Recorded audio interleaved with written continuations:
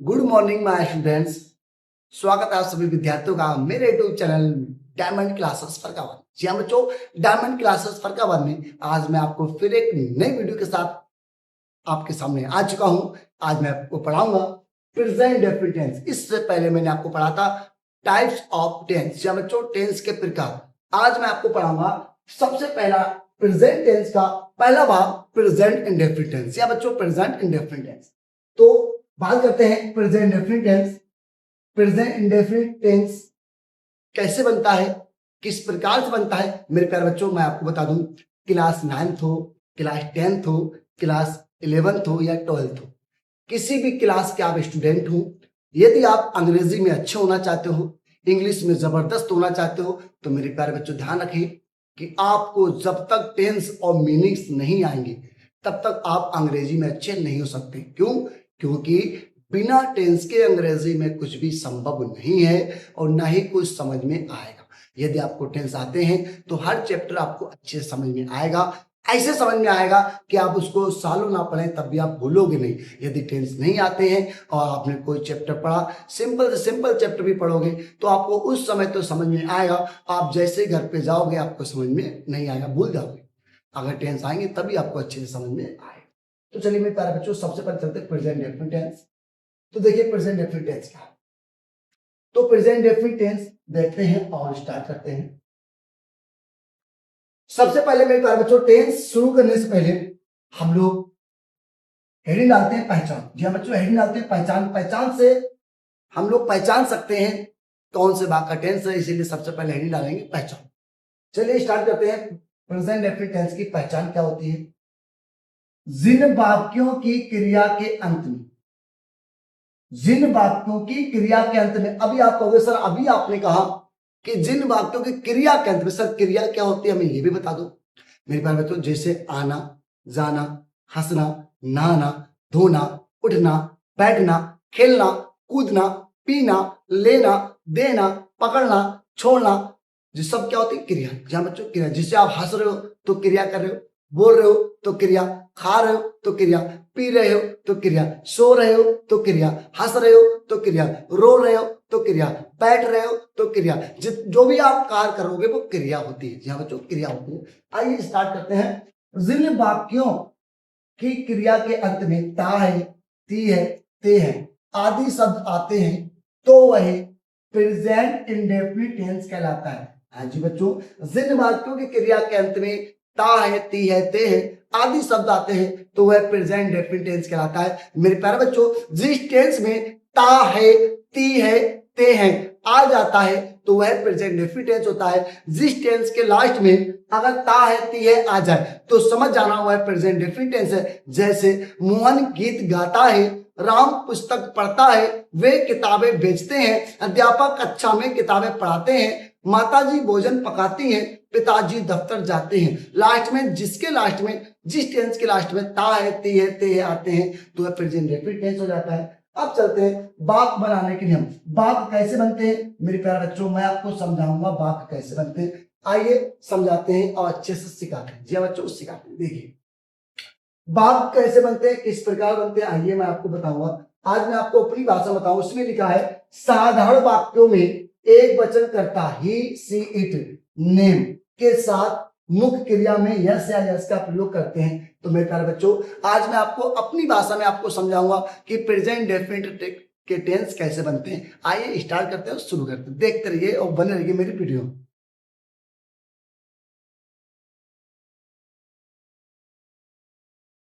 चलिए सबसे पहले मैं आपको सिखाऊंगा कि बात बढ़ाने के नियम क्या। तो सुनिए, ध्यान देना।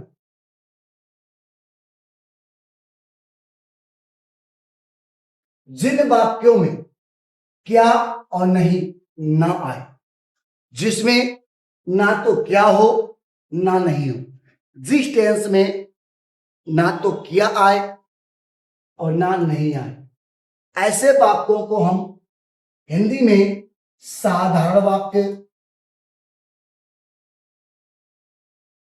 और इंग्लिश में सिंपल टेंस कहते हैं। जी बच्चों, सिंपल टेंस। आप कहोगे सर सिंपल टेंस क्या होता है? मेरे प्यारे बच्चों, हम लोग अपनी भाषा में सिंपल टेंस कहते हैं। अगर किताब की भाषा देखी जाए तो किताब की भाषा कहेंगे अफर्मेटिव सेंटेंस। अफर्मेटिव टेंस क्या कहेंगे? अफर्मेटिव। जी हाँ बच्चों, अफर्मेटिव, अफर्मेटिव कहेंगे। सुनिए अब देखिए, जिस टेंस में ना तो क्या हो ना नहीं हो, ऐसे वाक्यों को हम हिंदी में साधारण वाक्य कहेंगे और इंग्लिश में या तो सिंपल टेंस कह दो या अफर्मेटिव टेंस कह दो। जी हाँ बच्चों, अफर्मेटिव टेंस कह सकते हो। अब देखिए स्टार्ट करते हैं।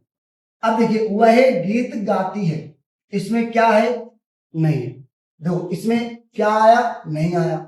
नहीं आए, नहीं भी है ना, नहीं है ना क्या है, कुछ नहीं है। मीना काम करती है, इसमें क्या है? नहीं है। नहीं है, नहीं है ना, क्या है ना नहीं है। मेरे प्यारे बच्चों, ना तो इसमें क्या आया ना नहीं आया, ना इस सेंटेंस में क्या है ना नहीं है। हम कानपुर जाते हैं, इसमें ना तो क्या है ना नहीं है। तुम झूठ बोलते हो, इसमें ना तो क्या है ना नहीं है। जिस टेंस में क्या और नहीं ना आए, तो ऐसे वाक्यों को हम अपनी भाषा में सिंपल टेंस कहते हैं। मेरे प्यारे बच्चों ध्यान देना, अब आपको बनाने का तरीका बताता हूं, उसको ध्यान देना। जिस टेंस में लास्ट में ती, ती, ते, जिसके लास्ट में ता है, ती है, ते है आ जाए, तो वह प्रेजेंट इंडेफिनिट टेंस होता है। यह तो आपको पता है। जी हाँ, सुनिए अब बनाने का तरीका समझो। अगर आपका टेंस प्रेजेंट इंडेफिनिट टेंस है और प्रेजेंट इंडेफिनिट टेंस की पहचान होती है लास्ट में ता है, ती है, ते आ जाए। जी हाँ बच्चों, लास्ट में ता है, ती आ जाए, ते आ जाए, तो होता है प्रेजेंट इंडेफिनिट टेंस। जिसके लास्ट में ता है, ती है, ते है, प्रेजेंट इंडेफिनिट टेंस है और टेंस सिंपल है। जी हाँ बच्चों, टेंस सिंपल है जिसमें ना तो क्या हो ना नहीं हो।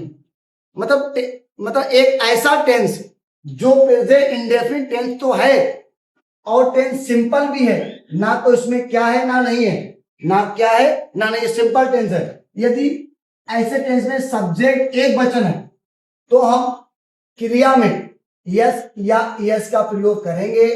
यदि सब्जेक्ट बहुवचन है तो हम क्रिया में, तो मुख्य क्रिया में यस या यस का प्रयोग नहीं करेंगे। जी हाँ बच्चों, नहीं करते।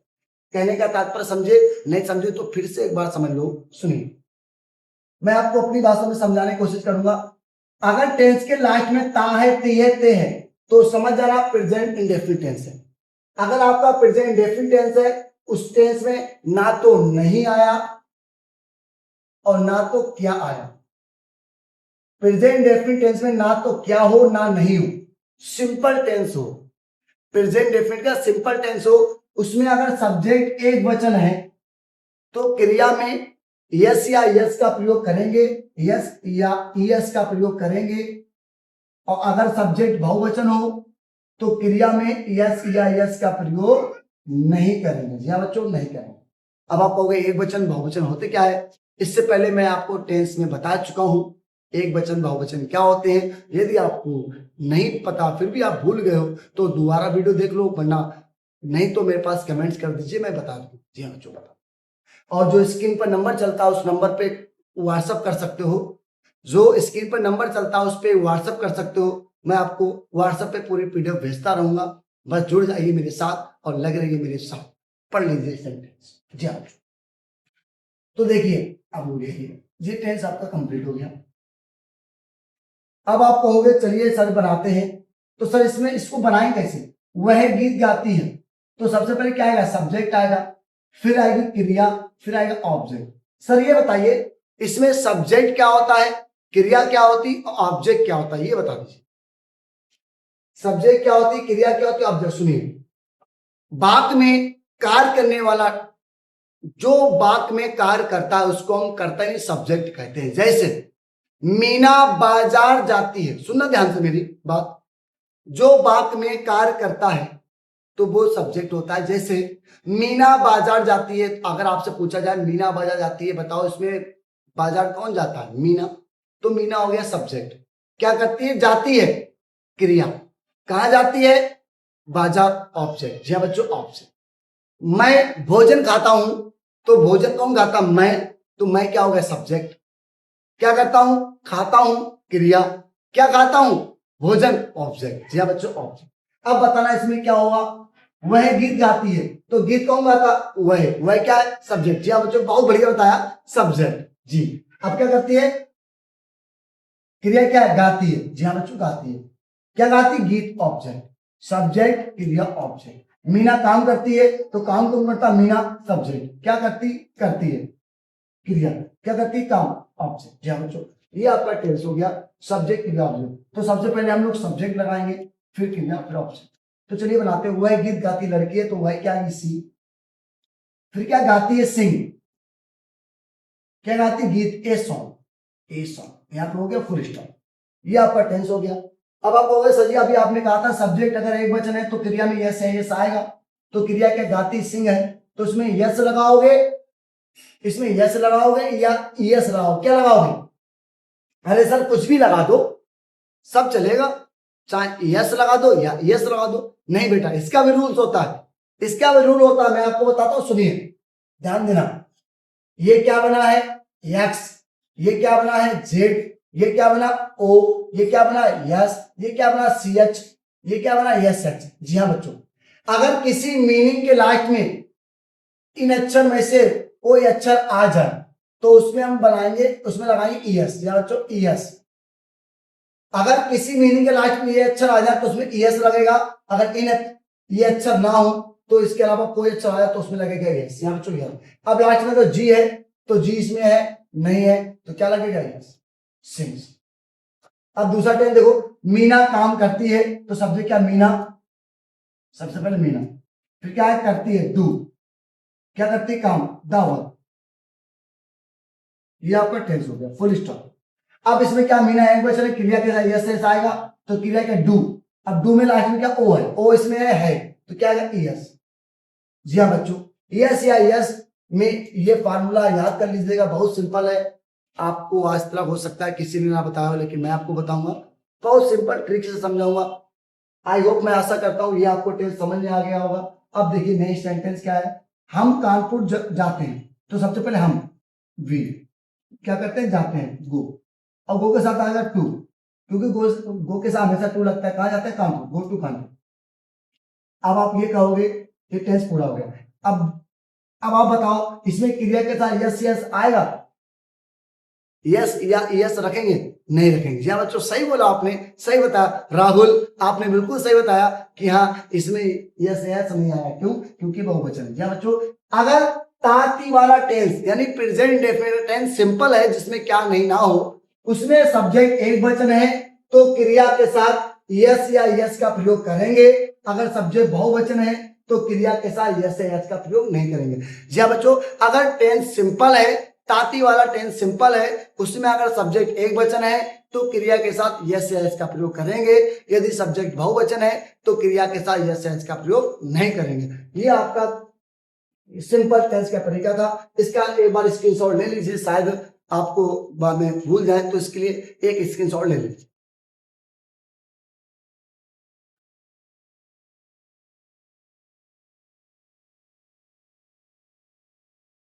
अब चलते हैं आपका निगेटिव। सर बताइए निगेटिव क्या होता है?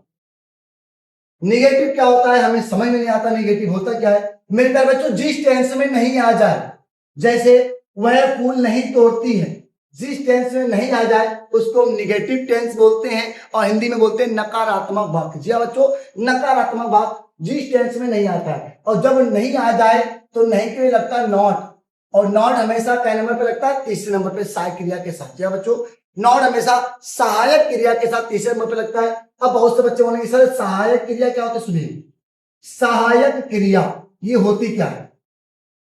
नहीं तो जो सहायक क्रिया किसको होते हैं? जो टेंस बनाने में हमारी सहायता करे उसको सहायक क्रिया बोलते हैं। सहायक क्रिया को इंग्लिश में बोलते हैं, सहायक को बोलते हैं हेल्पिंग, और क्रिया को बोलते हैं वर्ब, हेल्पिंग वर्ब, सहायक क्रिया।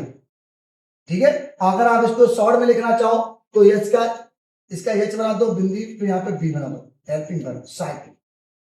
जी बच्चों, जिस टेंस में नहीं आ जाए, नहीं के लिए नॉट लगता है, नॉट हमेशा तीसरे नंबर पे लगता है बच्चों, तीसरे नंबर पे सहायक क्रिया के साथ। जी हम बच्चों, सहायक। सुनिए, अब सुनिए, अब आपको सिंपल सी बात बताएं। अभी आपने सिंपल टेंस बनाना सीखा, जिसमें यस या यस का प्रयोग आता है, एक वचन में यस या यस का प्रयोग लगता है, बहुवचन में यस या यस का प्रयोग नहीं लगता है। आज मैं आपको सिखाऊंगा कि जिस टेंस में नहीं आ जाए निगेटिव। जी हाँ सुनिए, आपने सिंपल टेंस सीखे तो सिंपल टेंस अलग थे, जो आपने बना ली, एक वचन में यस लगेगा, बहुवचन में नहीं लगेगा, वो सिंपल टेंस। आज मैं आपको अब बताऊंगा कि जिसमें नहीं आ जाए। हाँ जी बच्चों, जिस टेंस में नहीं वाले टेंस आ सकते हैं, नहीं या फिर क्या वाले, जब क्या और नहीं वाले टेंस आने लगते हैं तो ऐसे टेंस हम लोग कैसे बनाएंगे। जी हाँ बच्चों, जब प्रेजेंट इंडेफिनिट टेंस में नहीं और क्या वाले वाक्य आ जाते हैं तो उसमें हम साइक्रिया डू और डच का प्रयोग करते हैं। जी हाँ बच्चों, डू और डच का प्रयोग करते हैं। एक वचन कर्ता के साथ डज लगाएंगे और बहुवचन कर्ता के साथ डू लगाएंगे।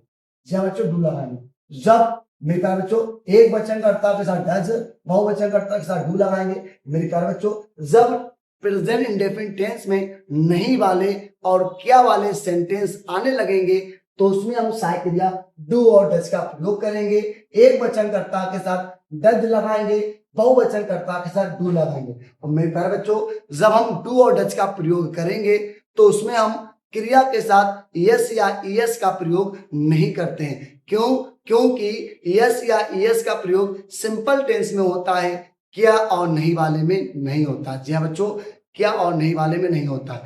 सिंपल टेंस, ध्यान देना, जब हम साइक्रिया डू डज का प्रयोग करेंगे तो उसमें हम लोग यस या यस का प्रयोग नहीं करेंगे। क्यों? क्योंकि यस या यस का प्रयोग सिंपल टेंस में होता है, क्या और नहीं वाले सेंटेंस में नहीं होता है। मेरे प्यारे बच्चों, चलिए स्टार्ट करते हैं और सेंटेंस को बनाते हैं। अब देखिए साफ लिखा है, एक वचन कर्ता के साथ डच का प्रयोग करते हैं, बहुवचन कर्ता के साथ डू का प्रयोग करते हैं। जी हाँ बच्चों, एक वचन कर्ता के साथ डच लगाएंगे और बहुवचन कर्ता के साथ डू लगाएंगे। पहला एग्जांपल पढ़िएगा। आप जब भी कोई टेंस बनाइएगा तो सबसे पहले उसमें सब्जेक्ट लगाइएगा, फिर हेल्पिंग वर्ब लगाइएगा, फिर वर्ब लगाइएगा और फिर ऑब्जेक्ट लगाइएगा, और फिर ऑब्जेक्ट के बाद जो भी शब्द आ जाए वो भी लगा, जिसको अदर वर्ड्स बोलते हैं। तो क्या है, वह फूल नहीं तोड़ती है, तो पहले सब्जेक्ट आया वह, तो वह की लड़की है तो सी आया। फिर क्या आएगा, हेल्पिंग वर्ब। हेल्पिंग वर्ब माने होता है सहायक क्रिया। जहां बच्चों सहायक, वर्ब माने क्रिया हो गई, ऑब्जेक्ट माने कर्म। अब करता हो नहीं, सब्जेक्ट नहीं करता, तो पहले सब्जेक्ट आएगा वह, अब सहायक क्रिया आएगी तो वह एक वचन है तो डज आएगा, नहीं है तो नॉट आ जाएगा। जी हाँ बच्चों, नॉट। नहीं के लिए नॉट हमेशा तीसरे नंबर पर आएगा, ध्यान रखना। नॉट हमेशा तीसरे नंबर पर आएगा लेकिन इसकी गिनती नहीं की जाएगी। क्यों?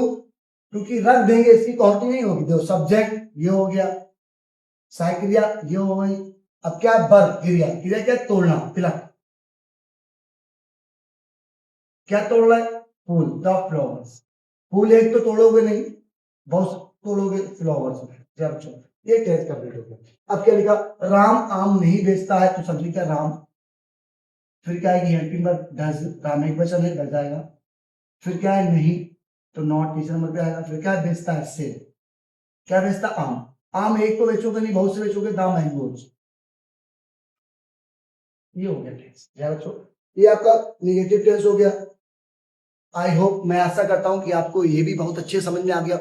इस वीडियो में थोड़ा टाइम तो लगेगा लेकिन मेरे प्यारे बच्चों बहुत आसानी से टेंस आपके दिमाग में डाल दूंगा, और ऐसा डालूंगा जो कभी आप भूल नहीं सकेंगे। जी हाँ बच्चों, ध्यान देना। अब चलेंगे इंटेरोगेटिव सेंटेंस।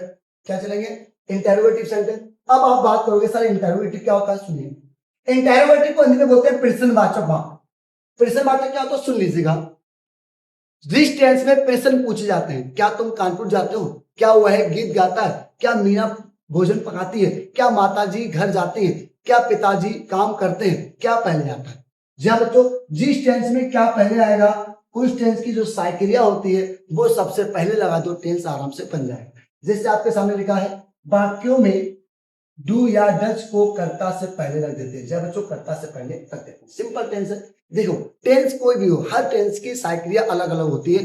टेंस कोई भी हो, कैसा भी टेंस हो, जो भी टेंस हो उसकी जो साइक्रिया होती है उसमें अगर क्या पहले है, कैसा भी टेंस हो अगर क्या पहले है उसकी जो साइक्रिया सबसे पहले लगा दो, बाकी टेंस जैसा बनता बना दो, सिंपल टेंस।